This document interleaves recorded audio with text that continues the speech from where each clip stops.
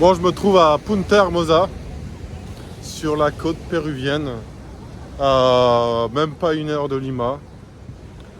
Le petit village vraiment de surfeurs, on va découvrir ça ensemble aujourd'hui. On a même des petites planches de surf qui sont dessinées par terre. Vous voyez? En fait, le surf, c'est un sport très ancien. On ne sait pas trop où c'est apparu exactement, mais on sait que c'est apparu dans la zone. Et on a retrouvé des peintures de plusieurs milliers d'années avec des hommes qui surfaient des planches en bois sur la mer. Vous voyez la hauteur des vagues? Des belles droites qui déferlent. Franchement, aujourd'hui, je pense qu'il y a facilement 2 mètres. Hein. Facilement. Il faut savoir une chose, c'est que le Pérou, c'est vraiment connu internationalement pour le surf. Et c'est même pour ça que moi je suis venu. C'est pour surfer les vagues péruviennes. Punta Hermosa, c'est une destination qui est connue pour organiser certains tournois internationaux de surf. Bon, on est vraiment en plein dimanche de novembre.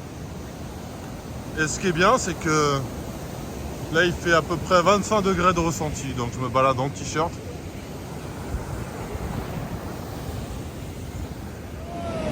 En fait, le surf, c'était même utilisé par les chefs de tribu qui s'affrontaient pour définir qui allait être le mâle dominant dans la tribu.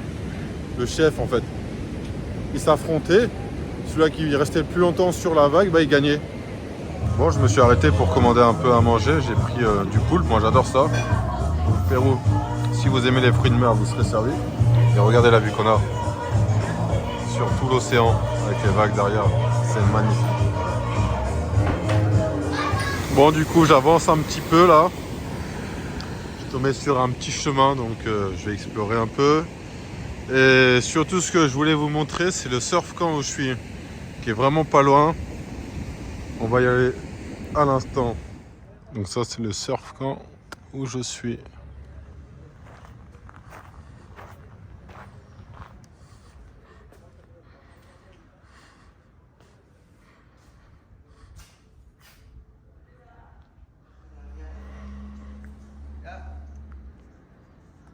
Et le meilleur pour la fin, la terrasse.